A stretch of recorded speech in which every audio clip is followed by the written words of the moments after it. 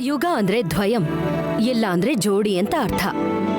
ಆ ವಸಂತ ಲಕ್ಷ್ಮಿನ ನಮ್ಮನೆಗೆ ಸ್ವಾಗತಿಸಿ ದೀಪಾರಾಧನೆ ಪೂಜೆಯನ್ನ ಪರಿಪೂರ್ಣವಾಗಿ ಮಾಡಿ ಷಡ್ರುಚಿಗೆ ಸಮಾನವಾಗಿರೋ ಯುಗಾದಿಗೆ ಬೇವು ಬೆಲ್ಲ ಕೊಡ್ತಾರೆ.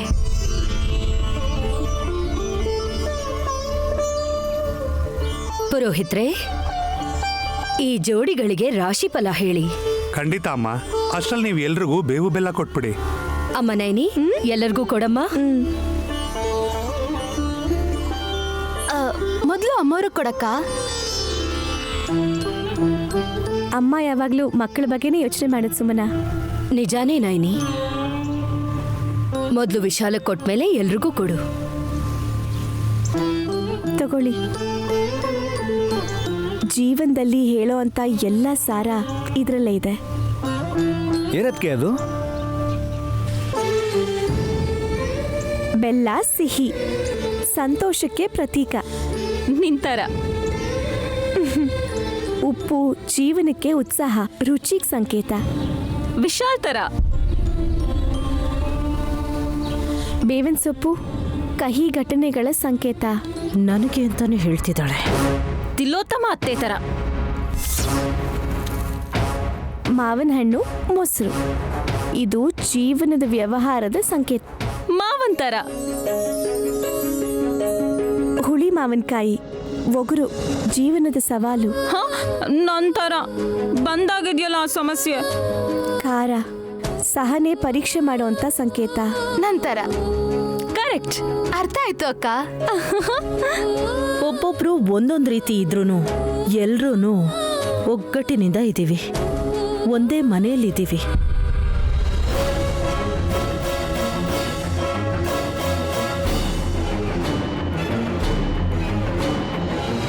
ಕಾಲ ಕೂಡ್ ಬಂದ್ರೆ ಆಸ್ತಿ ಅವ್ರ ಕೈಗೆ ಸಿಕ್ಕಿದ್ರೆ ಅವ್ರ ದಾರಿ ಅವ್ರು ನೋಡ್ಕೊಳ್ಳೋ ಕಾಲ ಇದು. ವಲ್ಲಭ, ಕಪ್ಪಗಿದ್ರು ಬೆಳ್ಳಗಿದ್ರು ಕತ್ಲಿಗೆಲ್ಲ ಒಂದೇ. ಬಡವರಾದ್ರೂ ಶ್ರೀಮಂತರಾದ್ರೂ ಈ ಭೂಮಿ ತಾಯಿಗೆ ಎಲ್ರೂ ಸಮಾನಾನೇ. ಇದು ಗೊತ್ತಿಲ್ಲದೆ ಇರೋರೆ ಅವರು ಇವರು ಅಂತ ಭೇದ ಭಾವ ಮಾಡ್ತಾರೆ.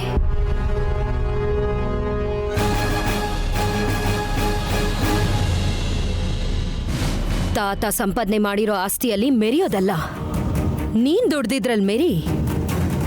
ಆವಾಗ ಇಷ್ಟ ದಿನ ನಿನ್ನ ಛೀ ಅಂದವ್ರೆ ನಿನ್ನ ಹೊಗಳ್ತಾರೆ. ಒಳ್ಳೆ ಮಾತುಗಳು ಕೆಲವರಿಗೆ ಹಿಡ್ಸಲ್ಲ. ಅದಕ್ಕೆ ಕಡೆ ಪಕ್ಷ ಪುರೋಹಿತರು ಹೇಳಿರೋ ರಾಶಿ ಫಲಗಳನ್ನ ಅರ್ಥ ಮಾಡ್ಕೊಳ್ತಾರೋ ನೋಡ್ಬೇಕು. ಕೇಳಲೇಬೇಕು. ನೀವ್ ಹೇಳಿ ಪುರೋಹಿತ್ರೆ. ಮೊದ್ಲು ನಮ್ಮಣ್ಣ ಅತ್ಗೆ ಈ ವರ್ಷ ಅವ್ರ ಜೀವನದಲ್ಲಿ ಹೇಗಿರ್ತಾರೆ? ಜಗದೀಶ್ ಅವರು ಅವ್ರ ಆರೋಗ್ಯದ ಬಗ್ಗೆ ಸ್ವಲ್ಪ ಗಮನ ಕೊಡ್ಬೇಕಮ್ಮ.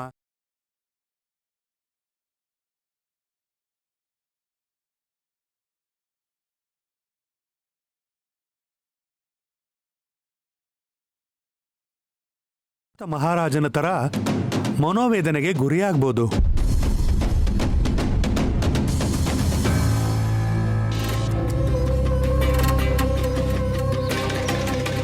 ಅಂದ್ರೆ ಏನ್ ಪುರೋಹಿತ್ರೆ, ರಾಮನಂಥ ವಿಶಾಲ್ ಕಾಡಿಗೆ ಹೋಗ್ತಾರಾ? ಸೀತೆ ಅಂತ ನೈನಿ ಶ್ರೀಲಂಕಾಗ್ ಹೊರಟೋಗ್ತಾಳಾ?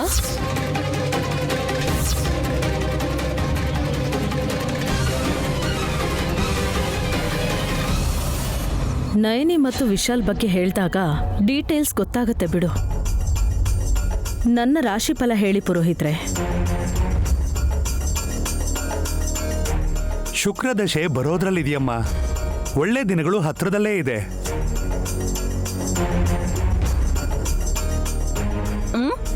ಮಾವ ಮಂಚ ಸೇರಿದ್ರು ಅತ್ತೆ ಮಹಾರಾಣಿ ಆಗ್ತಾರೆ ಅನ್ನೋ ತರ ಹೇಳ್ತಿದ್ದೀರಲ್ಲ. ಹಾಸಿನಿ, ಗ್ರಹಸ್ಥಿತಿಯ ಪ್ರಭಾವ ಹೇಳ್ತಾರೆ ಹೊರತು ಫಲ ಹಾಗೆ ಸಿಗುತ್ತೆ ಅನ್ನೋ ಉತ್ಸಾಹ ಅಥವಾ ನಿರುತ್ಸಾಹ ಇರಲೇಬಾರ್ದು.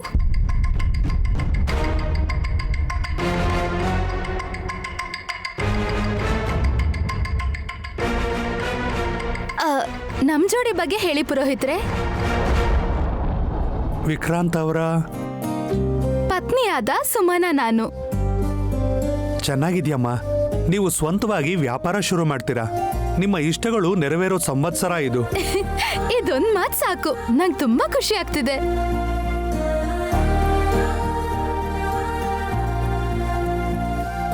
ಹಾಸಿನಿ ಅಕ್ಕ ವಲ್ಲಭ ಭಾವ ಸಂಸಾರದ ಬಗ್ಗೆ ತಿಳ್ಕೋಬೇಕಾಗಿದೆ. ಹೇಳ್ತೀರಾ ಪುರೋಹಿತ್ರೆ? ಸಂಸಾರದಲ್ಲಿ ಸಮಸ್ಯೆ ಇದ್ರೂ ಹಾಸನಿಯವರು ಸಂತೋಷವಾಗೇ ಇರ್ತಾರೆ. ಎಲ್ಲಾ ಭಾರನೂ ತೂಗಿಸ್ಕೊಂಡು ಮುಂದಕ್ಕೆ ಸಾಕ್ತಾರೆ. ನಾನಾ? ಹ, ಅರ್ಧ ಕೆಜಿ ಟೊಮೆಟೊ ತೂಕದಷ್ಟಿಲ್ಲ, ಏನ್ ಭಾರ ಹೊರ್ತಾಳೋ ಏನೋ. ಒಬ್ಳೇ ಇರೋ ನಿನಗೆ ಜವಾಬ್ದಾರಿ ಬಗ್ಗೆ ಏನ್ ಗೊತ್ತಿರುತ್ತೆ ಧುರಂಧರ? ಇವ್ರೇ ನನ್ ಬುಡಕ್ಕೆ ಬಂದ್ಬಿಟ್ರು. ನಾನಿಲ್ಲಿಂದ ಜಾಗ ಖಾಲಿ ಮಾಡೋದೇ ಒಳ್ಳೇದು. ಎಲ್ರಿಗಿಂತ ವಿಶಾಲ್ ನಯನಿ ರಾಶಿಫಲ ಕೇಳೋದಕ್ಕೆ ಚೆನ್ನಾಗಿರುತ್ತೆ. ಪುರೋಹಿತ್ರೆ ಹೇಳಿ, ಈ ಸಂವತ್ಸರ ದಂಪತಿಗಳಿಬ್ರು ಹೇಗಿರ್ತಾರೆ ಅಂತ ತಿಳಿಸಿ. ಇಲ್ಲಿಂದ ಹೋಗೋದೇ ಬೆಟರ್.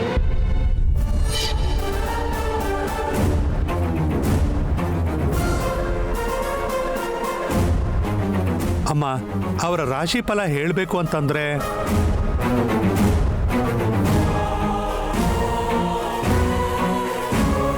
ಯಾಕೆ ಸುಮ್ಮನಾದ್ರಿ? ಹೇಳಿ. ಏನಿದೆಯಮ್ಮ, ಎಲ್ಲ ಮಾಮೂಲೆ. ಎಂತಹ ಪರಿಸ್ಥಿತಿ ಬಂದರೂ ಇಬ್ರು ಹೋರಾಟ ಮಾಡ್ತಾರೆ, ಸಮಸ್ಯೆನ ಬಗೆಹರಿಸ್ತಾರೆ.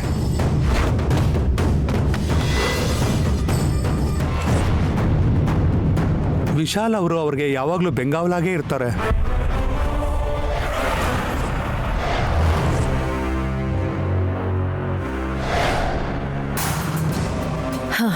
ಹೋಗ್ಲಿ ಬಿಡಿ ಪುರೋಹಿತ್ರೆ, ಹಾಲು ಜೇನು ಒಂದಾಗಿರೋ ತರ ಇರ್ತಾರೆ ಅಂತ ಹೇಳಿದ್ರಿ. ಮಹಾಭಾರತ ನಡೀತಿರೋ ಈ ಮನೆಯಲ್ಲಿ ರಾಮಾಯಣ ಯಾವಾಗ ಶುರುವಾಗುತ್ತೋ ಅಂತ ಸ್ವಲ್ಪ ಕುತೂಹಲ ಇತ್ತು. ಈಗ ನೀವು ಹೇಳಿದ್ಮೇಲೆ ಸಮಾಧಾನ ಆಯ್ತು.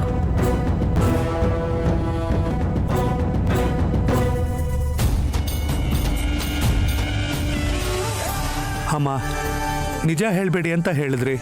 ಹೌದು ಪುರೋಹಿತ್ರೆ, ಇಷ್ಟರಲ್ಲೇ ನೈನಿ ಕಷ್ಟಗಳನ್ನ ಅನುಭವಿಸ್ತಾಳೆ ಅನ್ನೋ ವಿಷಯ ಹೇಳಿ ಹಬ್ಬದ ದಿನ ಅವಳಿಗೆ ನೋವು ಕೊಡೋದು ಸರಿಯಲ್ಲ. ಹಾಗಂತ ರಾಶಿ ಫಲನ್ ಬದಲಾಯಿಸಕ್ಕಾಗಲ್ಲ ಅಲ್ವಾ? ವೈಭವ ಹೋದ್ರೂ ಮುನ್ನಡೆಯೋ ಘಟನೆನ ನೈನಿ ಮನೋಧೈರ್ಯದಿಂದಲೇ ಎದುರಿಸ್ಲಿ ಬಿಡಿ. ಯಾರಾದ್ರೂ ಕೇಳಿದ್ರೆ ಚಾಕುಚಕ್ಯತೆಯಿಂದ ಅವ್ರಿಗೆ ಉತ್ತರ ಕೊಡಿ. ಹಾಗೆ ಆಗ್ಲಮ್ಮ.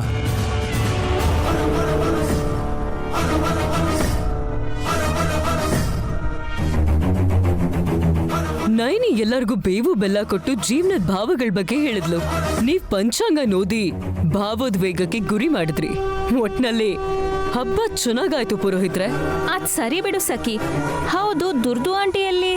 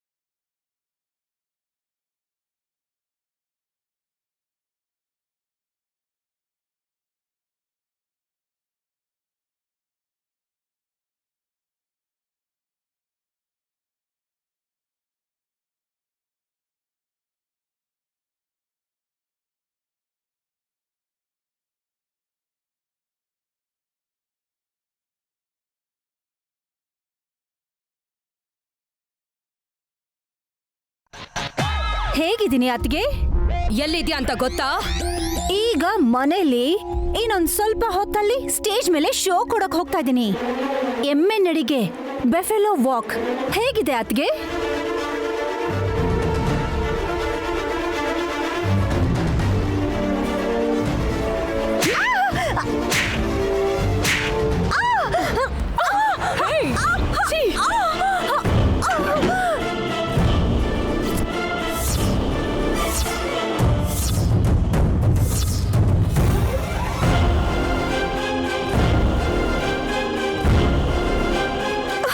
ಅಯ್ಯೋ,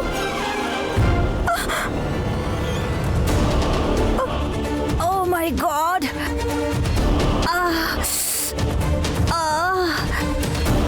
ನಯನಿ, ನೀನ್ ಹೋಗೋದ್ ತಡ ಆಯ್ತು. ಆಗ್ಲೇ ವಸಂತ ಲಕ್ಷ್ಮಿ ಮುಂದಿರೋ ದೀಪ ಆರ್ ಹೋಯ್ತು.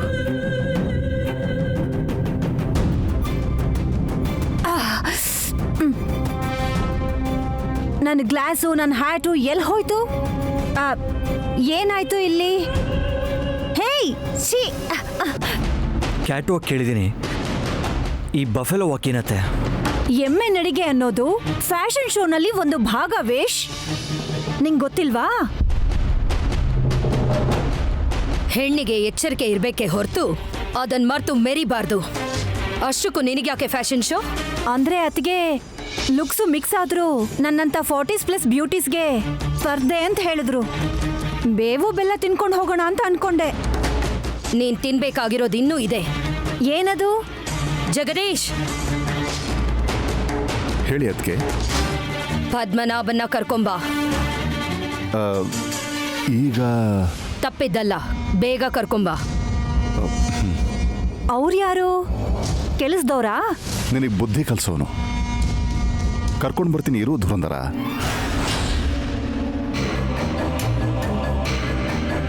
ಹಾಗಾದ್ರೆ ಇವತ್ತು ಪದ್ಮನಾಭ ಅವ್ರು ನೋಡಲೇಬೇಕು. ದುರಂಧರ ಟೈಮ್ ಸರಿ ಇಲ್ಲದೆ ಹೀಗೆ ಬಂದಿದ್ದಾಳೆ ಅಕ್ಕ, ಬಿಟ್ಬಿಡಿ.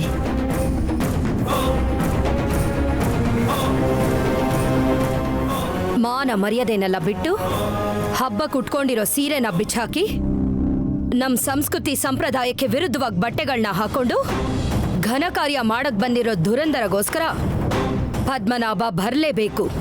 ಈ ಪದ್ಮನಾಭ ಅನ್ನೋರು ಯಾರೋ ಅವಾಗಿಂದ ಹೇಳ್ತಿದ್ದಾರೆ, ನೋಡ್ಬೇಕು ಅನ್ಸ್ತಿದೆ.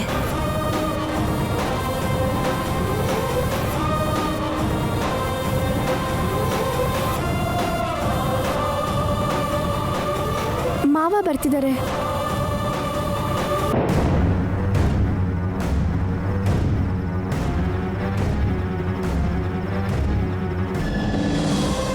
ಒಬ್ಬರೇ ಬರ್ತಾ ಇದ್ದಾರಲ್ಲ? ಅವ್ರು ಹಿಂದೆ ಬರ್ತಿದ್ದಾರೆ ಅನ್ಸತ್ತೆ.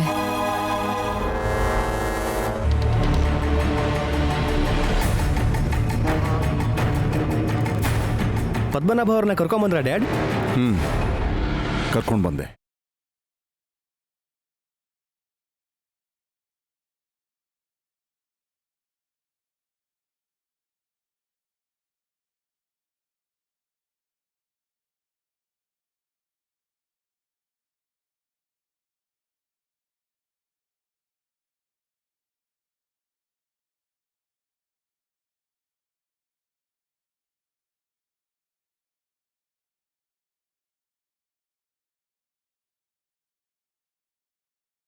ಚಾವ್ಟಿನಾ? ಅರ್ಥ ಆಯ್ತು ದುರ್ದು ಆಂಟಿ, ನಿಮ್ಮನ್ ಮದ್ವೆ ಆಗ್ತಿರೋ ವರಾನೇ ಈ ಚಾವ್ಟಿ. ಸದ್ಯದಲ್ಲೇ ನಿಮ್ಗೆ ಮದ್ವೆ ಆಗೋದ್ರಲ್ಲಿದೆ. ಎಕ್ಸ್ಕ್ಯೂಸ್ ಮೀ ಅತ್ಗೆ, ಪದ್ಮನಾಭ ಅಂತಂದ್ರೆ ಮನುಷ್ಯರು ಅಂತ ಅನ್ಕೊಂಡೆ. ನನ್ ಚರ್ಮ ಸುಲಿಯೋದಾ? ಮನುಷ್ಯಳಾಗಲ್ದೆ ಪ್ರಾಣಿ ತರ ಬಂದಿರೋ ನೀನು ಫ್ಯಾಷನ್ ಶೋಗೋಸ್ಕರ ಗಡಿಬಿಡಿ ಮಾಡಿ ವಸಂತ ಲಕ್ಷ್ಮಿ ಮುಂದೆ ಇರೋ ದೀಪಗಳನ್ನ ಆರಿಸಿರೋ ಪ್ರಾಯಶ್ಚಿತ್ತಕ್ಕೋಸ್ಕರ 12 ಚಾವಟಿ ಏಟನ್ನ ತಿನ್ಲೇಬೇಕು. ಇದು ಈ ಮನೆ ಆಚಾರ.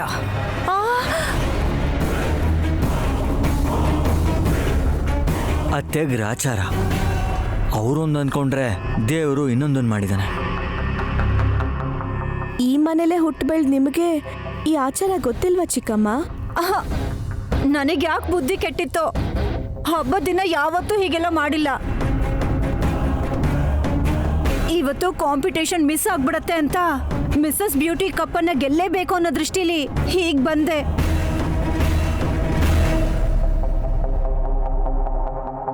ಆದ್ರೂ ಇದೆಲ್ಲ ಮೋಸ. ಅತ್ಗೆ ನನ್ನ ಹೊಡೆದಾಗ ನಾನು ಹೋಗಿ ಅವಳ ಮೇಲೆ ಬಿದ್ದೆ, ಅವಳು ನನ್ನ ತಳ್ಳಿದ್ಲು, ನಾನೇ ಹೋಗಿ ಅಮ್ಮನವ್ರ ಮುಂದೆ ಬಿದ್ದೆ. ಇದ್ರಲ್ಲಿ ನನ್ನ ತಪ್ಪೇನಿದೆ?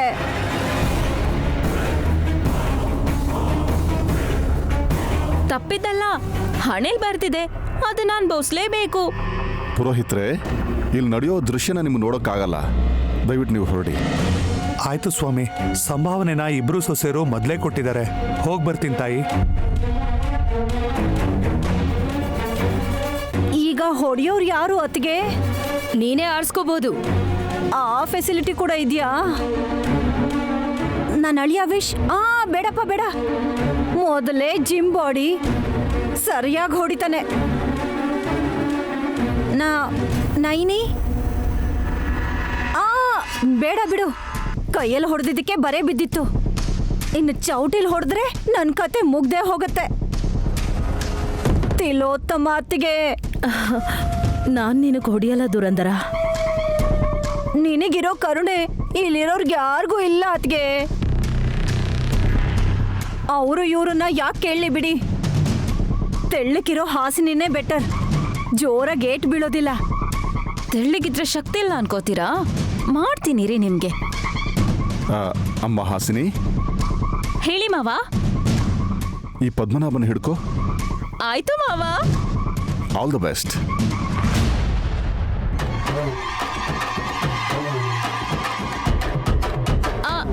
ಅತ್ತೆ, ಒಂದ್ ನಿಮಿಷ, ಬೆಲ್ಟು ಮತ್ತೆ ಆಯಿಲ್ ತರ್ತೀನಿ. ಆಯ್ತು. ಹಾ.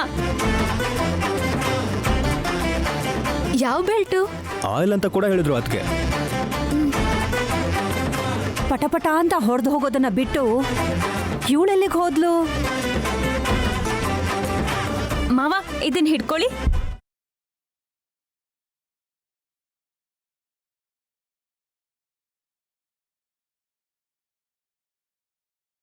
ಎಣ್ಣೆ ಯಾಕೆ? ಇಲ್ಲಿ ನೋಡು, ಈ ಪದ್ಮನಾಭಂಗೆ ಚೆನ್ನಾಗಿ ಎಣ್ಣೆ ಹಚ್ಚಿ ತಿಕ್ಕಿ ನನ್ ಸ್ವಾಮಿ ರಂಗ ಪಟ್ ಅಂತ ಹೊಡೆದ್ರೆ ಎಮ್ಮೆ ವಾಕ್ ಮಾಡೋಕ್ ಹೊರಟಿರೋ ನಮ್ ದುರ್ದು ಆಂಟಿ ಸೊಂಟ ಉಳಕ್ ಬಿಡ್ಬೇಕು.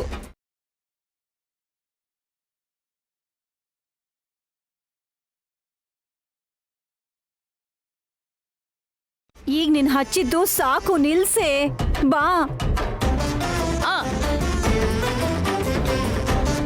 ಏನ್ ಮಾಡ್ತಿದ್ಯಮ್ಮ? ಕುಂಗ್ಫು ಅಲ್ಲಿ ಬ್ಲ್ಯಾಕ್ ಬೆಲ್ಟ್ ತಗೊಂಡಿರೋಳು ನಾನು. ಹೊಡಿಯೋಕ್ಕೂ ಮುಂಚೆ ಹೀಗೆ ವಿಶ್ ಮಾಡೋದು. ಹೊಡಿಯೋದು ನೀನೇ ಅಲ್ವೇನೆ? ನಾನೇ.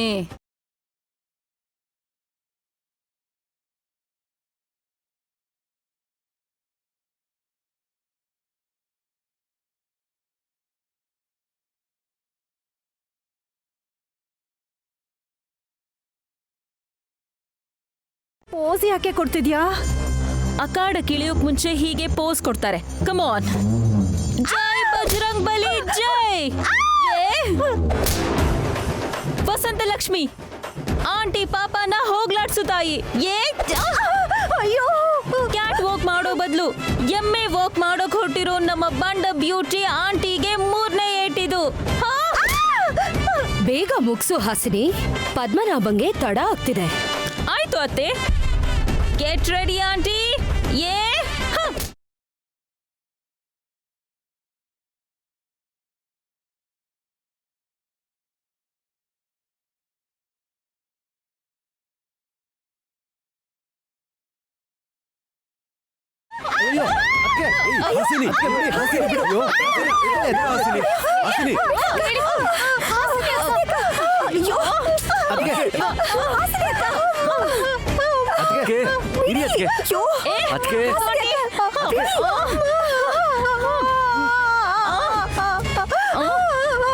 ಬಿಡಲ್ಲ.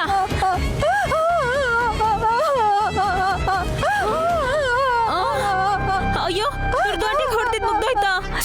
ಓ ಅಯ್ಯೋ, ಸಾರಿ ಆಂಟಿ. ಫ್ಲೋಲ್ ನಂಗೇನು ಗೊತ್ತಾಗ್ಲಿಲ್ಲ. ಏನು ಅನ್ಕೋಬೇಡಿ. ಅನ್ಕೊಳಕಿನೇನೆ ಉಳ್ದಿದೆ. ನನ್ ಗ್ಲಾಸು ಟೋಪಿ ಕೊಟ್ರೆ ರೂಮ್ಗೆ ಹೋಗಿ ಬಟ್ಟೆ ಬದಲಾಯಿಸ್ಕೊಂಡ್ ಬರ್ತೀನಿ.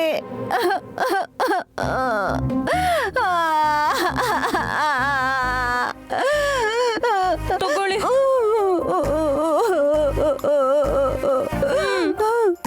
ಏನು ಬೇಕಾಗಿಲ್ಲ, ಹೋಗು. ಅಯ್ಯೋ ಸಾರಿ ಆಂಟಿ. ನಿಧಾನ.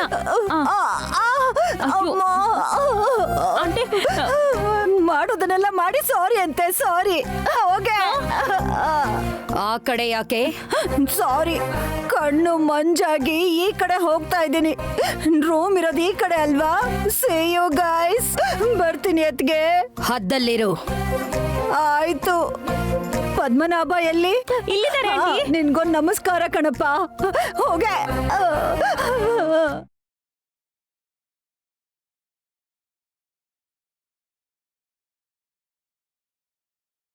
ವಲ್ಲಭ, ಮೈ ಮರ್ತಿರೋ ದುರಂದರಂಗೆ ಶಿಕ್ಷೆ ಆಯ್ತು. ಪ್ರಶ್ನೆ ಕೇಳೋ ಮನುಷ್ಯರಿಗೆ ತಾರತಮ್ಯ ಇರ್ಬೋದು, ಆದ್ರೆ ಪಾಠ ಕಲ್ಸೋ ಪದ್ಮನಾಭಂಗೆ ಅವರು ಇವರು ಅನ್ನೋ ಭೇದ ಭಾವ ಇರಲ್ಲ.